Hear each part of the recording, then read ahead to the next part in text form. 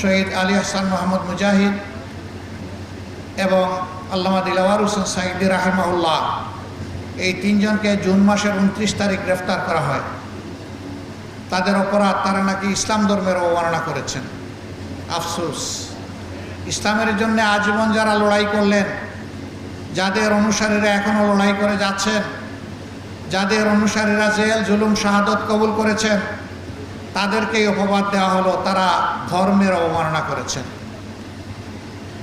এরপরে তাদের বিরুদ্ধে আরও মিথ্যা অভিযোগ, জঘন্য অভিযোগ আনা হলো 71 সালকে কেন্দ্র করে, এবং সাজানো পাতানো মিথ্যা অভিযোগ ট্রাইব্যুনাল করে, মিথ্যা সাক্ষী জোগাড় করে তারা বিচারের নামে চরম প্রহসন করে এদেশের সবচেয়ে সম্মানিত, সবচেয়ে পরিচ্ছন্ন, সবচেয়ে সৎ, সবচেয়ে দক্ষ নেতৃবৃন্দকে